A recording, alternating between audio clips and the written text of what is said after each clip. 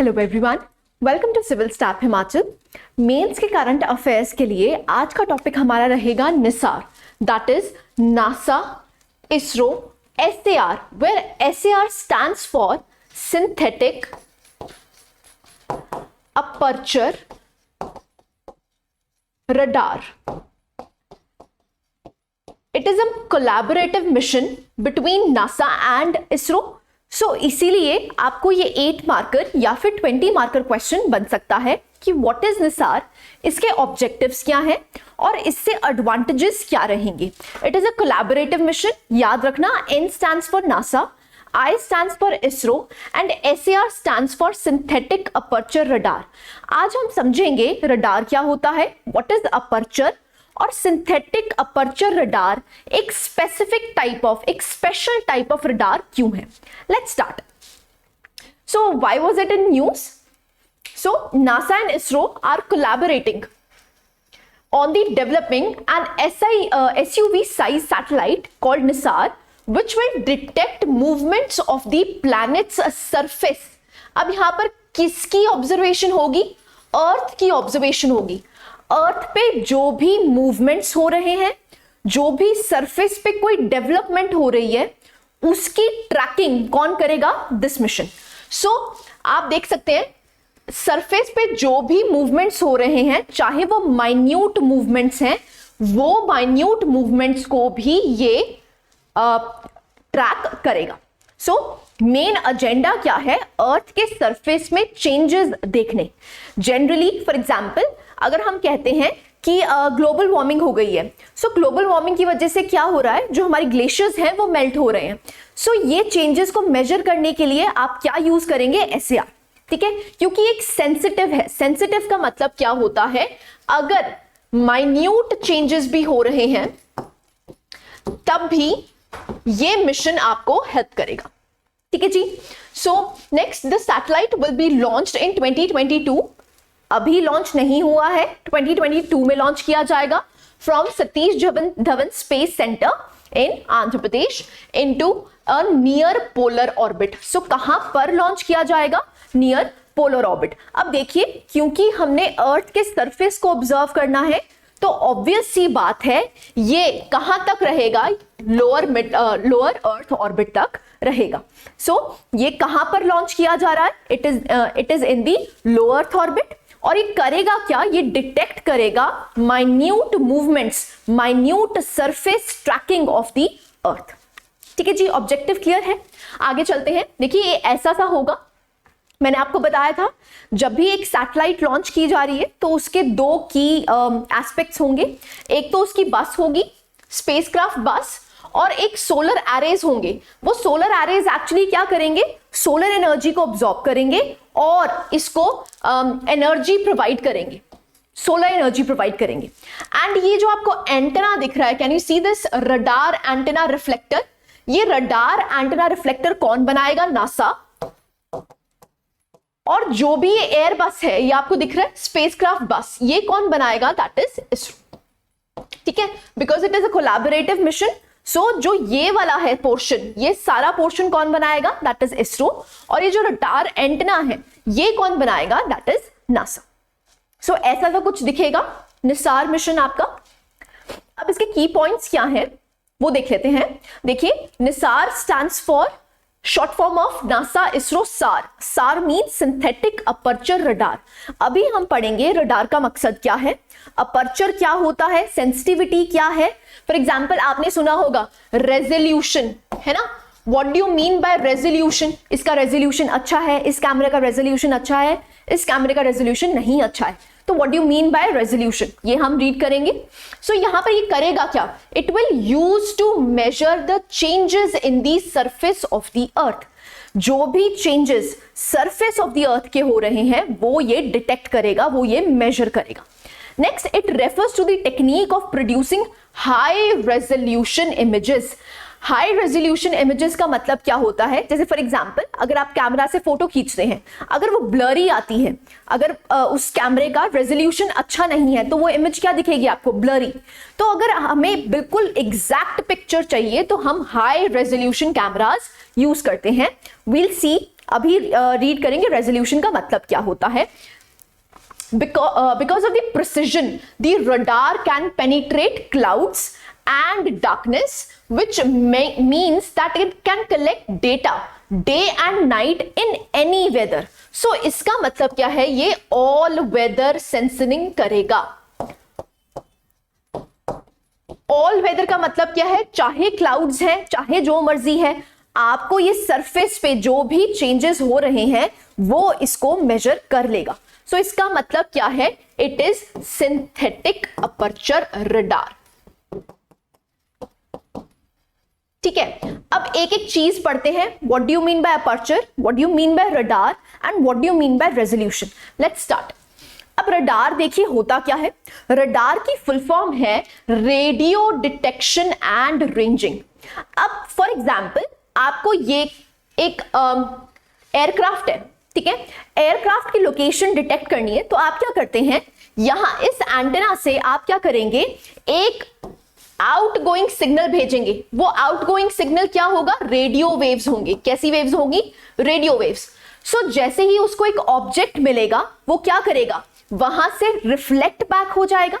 जो reflect back हो जाएगा ये एंटेना इसको डिटेक्ट कर लेगा, दैट इज इनकमिंग सिग्नल को ये डिटेक्ट कर लेगा. उसके बाद ये मेजर कर लेगा ये कितनी दूर है और ये कहां प्रेजेंट है. तो आपको इसका distance as well as time, ये सब कुछ आपको पता चल जाएगा. तो यहां पर हम कौन सी वेव्स यूज कर रहे हैं, रेडियो वेव्स यूज कर रहे हैं. That is why it is known as radar. Radar means radio detection and ranging. So यहां वेव्स कौन सी यूज करी जा रही है, that is radio waves. It is a detection system that uses radio waves to determine the distance, angle और velocity of the object. इस object की क्या वेलोसिटी है, क्या डिस्टेंस है, ये कहां पर प्रेजेंट है अभी, ये सब कुछ आपको डिटेक्ट करके दे देगा. सो this is radar. So generally हम एयरक्राफ्ट्स हो गए, शिप्स हो गए, स्पेसक्राफ्ट या फिर कोई भी टेरेन अगर आपको डिटेक्ट करनी है तो आप वहां पर कौन सी वेव्स को यूज करेंगे, दैट इज रेडियो वेव्स. सो वो जो सिस्टम है उस सिस्टम को कहा जाता है रडार. सो आपको समझ आ गया रडार क्या है. आगे चलते हैं. This is SAR mission. SAR में क्या यूनिकनेस है, यहां पर आपको एक चीज यूनिक दिखेगी. जो SAR है वो कोई भी इमेज, जो भी इमेज अर्थ सरफेस पे प्रेजेंट है, उस इमेज को वो 2D या फिर 3D में रिप्रेजेंट करेगा. जब भी कोई इमेज 2D या 3D में रिप्रेजेंट होगी तो उसकी फाइननेस, उसकी क्लैरिटी बहुत ज्यादा होगी. इसीलिए ये वाला मिशन बहुत यूनिक बन जाता है क्योंकि it is highly precise. Highly precise. Precise का मतलब क्या है कि आपको जो भी ऑब्जेक्ट्स हैं, जो भी टेरेन है, वो बहुत क्लैरिटी से दिखेगी, 2D और 3D में दिखेगी. That is why this mission is very unique. That is why it is known as synthetic aperture radar. ठीक है जी. सो यहां पर जो भी आपको इमेजेस दिखेंगी that will be in the form of 2D और 3D images which will give you a clear picture of that terrain. ठीक है जी. सो आप देख सकते हैं ये इमेज ऐसे बनेगी. राउंड स्वेथ है ये आपका, एंगल देख सकते हैं आप, तो पूरा इमेज बनेगा. ठीक है, 2D एंड 3D में. सो दिस इज SAR. अब रेजोल्यूशन का क्या मतलब होता है, आप देखिए. सपोज इस स्क्वायर को आप एक यूनिट मान लीजिए. अब यहां पर क्या है, lower resolution as compare to higher resolution का मतलब क्या है. देखिए इस यूनिट में आपको डब्बे दिख रहे हैं. ये डब्बे कितने हैं, टोटल 9. ये छोटे छोटे डब्बे जो होते हैं इसको बोलते हैं पिक्सल्स. क्या बोलते हैं, पिक्सल्स. सो जितने ज्यादा पिक्सल्स होंगे उतनी क्लैरिटी होगी आपकी पिक्चर की. सो अगर मैं कह रही हूं कि some picture is at high resolution, इसका मतलब क्या है कि वहां पर ये जो पिक्सल्स हैं उनका नंबर ज्यादा है. ठीक है जी. सो यहां पर 81 पिक्सल्स इन टोटल है और यहां पर 9 पिक्सल्स इन टोटल है. तो जितना ज्यादा पिक्सल्स होंगे उतनी ज्यादा क्लैरिटी होगी आपकी पिक्चर में. So what is resolution? Resolution means the fineness of detail that can be distinguished in an image. So कितनी ज्यादा फाइन आपकी इमेज है, कितनी ज्यादा क्लियर आपकी इमेज है, जितने ज्यादा पिक्सल्स होंगे पर यूनिट उतनी ज्यादा रेजोल्यूशन है। सो SAR में भी हाई रेजोल्यूशन कैमरास लगे हुए हैं। हाई रेजोल्यूशन का मतलब क्या है कि आपको जो पिक्चर दिखेगी उसकी क्लैरिटी बहुत ज्यादा होगी, ठीक है जी। So this is all about resolution. अब अपर्चर का मतलब क्या होता है? देखिए, अपर्चर का मतलब है किसी कैमरा में लाइट कितनी जा रही है। फॉर एग्जाम्पल, आप यहां पर देख पा रहे हैं, यहां पर लाइट ज्यादा जा रही है एज कंपेयर टू दिस, यहां पर लाइट बहुत कम जा रही है। सो अगर ब्राइटनेस ज्यादा करनी है तो आपको अपर्चर बड़ा करना पड़ेगा। जिस पाथ से आपकी लाइट एंटर कर रही है वो आपको बड़ा करना पड़ेगा। सो अगर अपर्चर लार्जर है तो इसका मतलब क्या है? उसके अंदर लाइट ज्यादा जा रही है।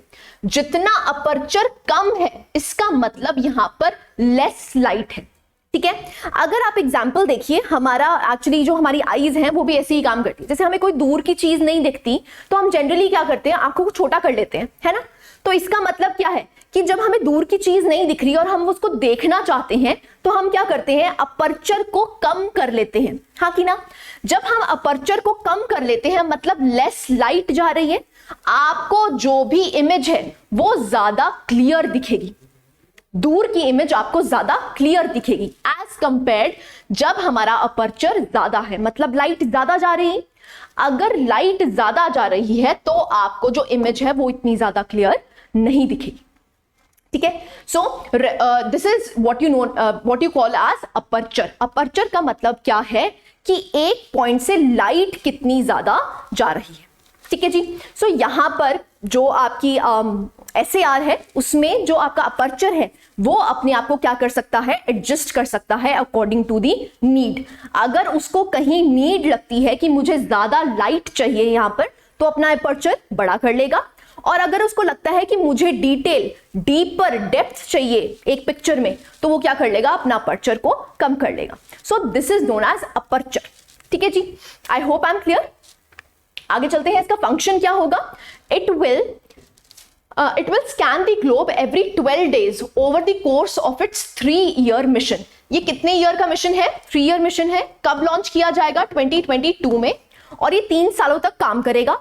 हर 12 दिन बाद ये क्या करेगा, ग्लोब का चक्कर लगाएगा और देखेगा, इमेज करेगा अर्थ के लैंड को, आइस शीट्स को, सी आइस को, to have a greater view of the planet, ठीक है जी, कि प्लैनेट पे क्या क्या चेंजेस हो रहे हैं उसको डिटेक्ट करेगा।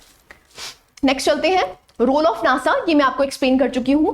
रोल ऑफ नासा क्या है? It will help in making the largest reflector antenna. अभी तक का सबसे लार्जेस्ट एंटेना बनेगा SAR में और नासा इसको डिजाइन करेगा। सो NASA will provide one of the radars for the satellite, a high rate communication subsystem for science data and GPS receivers। ये सारा कुछ कौन करेगा? That is NASA. ऐसे ही इसरो क्या डेवलप करेगा? That is it will provide the spacecraft bus, the second type of radar and the launch vehicle. जो भी लॉन्च व्हीकल है, क्योंकि ये लॉन्च कहां से करा जाएगा? सतीश धवन सेंटर से। सो इसलिए लॉन्च व्हीकल भी किसका यूज होगा? That is of ISRO and associated launch services. जो भी लॉन्चिंग के लिए सर्विसेज होंगे वो भी कौन प्रोवाइड करेगा? That is ISRO. अब एस बैंड क्या होता है? पहले प्राइमरी गोल्स देख लेते हैं, then we'll see S band क्या होता है। देखिए, प्राइमरी गोल्स वही है, कोई भी सटल चेंजेस, छोटे से छोटे, माइन्यूट से माइन्यूट चेंजेस आपके अर्थ पे जो भी हो रहे हैं वो इसको ट्रैक करेगा। नंबर 2, जो भी warning signs of imminent volcanic eruptions हैं वो भी ये डिटेक्ट कर सकता है। सो आप देख सकते हैं कितने माइन्यूट डिटेक्शंस ये कर सकता है। Third, helping to monitor the ground water supplies. अब देखिए, जो ग्राउंड वाटर है वो डिप्लीट हो रहा है, तो उसके चेंजेस, जो भी चेंजेस होंगे और कहां पर ग्राउंड वाटर जो क्राइसिस है वो ज्यादा है, कहां पर कम है, ये सब कुछ इसमें डिटेक्ट किया जा सकता है। And the last one is tracking the rate at which the ice sheets are melting. So global warming जो हो रही है उसका डेटा भी तो चाहिए कि ग्लोबल वार्मिंग की वजह से जो आइस शीट्स हैं वो कितनी ज्यादा मेल्ट कर रही हैं। सो ये भी ट्रैक यही करेगा। So these are the primary goals. अब एस बैंड रडार क्या होता है? देखिए, एस बैंड का मतलब क्या है? It will operate at a wavelength of 8 to 15 centimetres and at a frequency of 2 to 4 gigahertz। इसका काम क्या है? Because the wavelength and frequency, the S-band radars are not easily attenuated. Attenuated का मतलब होता है disturbance. अब यहाँ पर हम S-band क्यों यूज कर रहे हैं? इसलिए यूज कर रहे हैं कि कोई भी attenuation ना हो. Attenuation का मतलब होता है disturbance. This makes them useful for near and far range weather observations. अगर कोई हमें weather observations करनी है, चाहे जैसा भी वेदर हो, तब भी आप सरफेस पे चेंजेस डिटेक्ट कर सकते हैं. That is why we are using S band. ठीक है जी. क्यों? क्योंकि ये एटेन्युएट नहीं होते, डिस्टर्ब नहीं होते.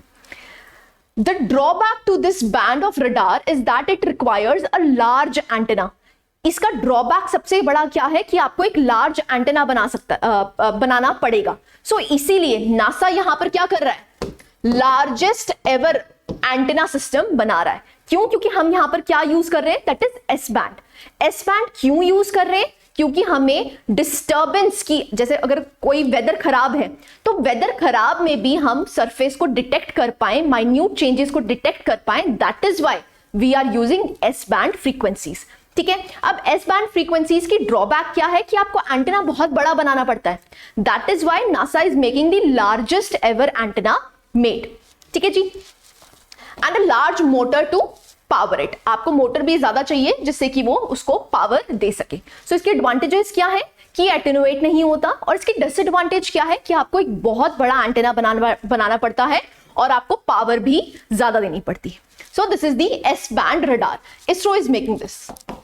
ये कौन बना रहा है? इसरो. एंटेना कौन बना रहा है? That is NASA. ठीक है जी. अब इसके बेनिफिट्स क्या हो सकते हैं ये हम पढ़ चुके हैं कि हमें मैपिंग अच्छे से हो जाएगी हमारी. We can better understand the effects and pace of climate change. ऐसे ही हम यहाँ पर डिटेल्ड लोकल चेंजेस देख सकते हैं, रीजनल ट्रेंड्स देख सकते हैं कि कैसे वहां का क्लाइमेट या फिर वेदर चेंज हो रहा है. ऐसे ही for years the data will allow for better understanding of the causes and consequences of land surface changes. अब land surface changes क्यों हो रहे हैं वो भी हम उसके बाद एनालाइज कर सकते हैं. So these are the expected benefits. So this was all about holistic coverage of NISAR.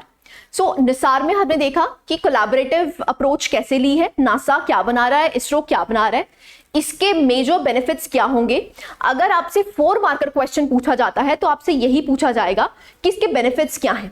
अगर ये 8 मार्कर क्वेश्चन बन जाता है तो आपसे ब्रीफली एक्सप्लेन करने को बोल देंगे कि व्हाट इज निसार. सो आप वहां पर लिख सकते हैं कि नासा का फंक्शन क्या रहेगा, इसरो का फंक्शन क्या रहेगा, और ये एक्सपेक्टेड बेनिफिट्स या प्राइमरी गोल्स इसके क्या रहेंगे. I hope you like the lecture. Thank you very much.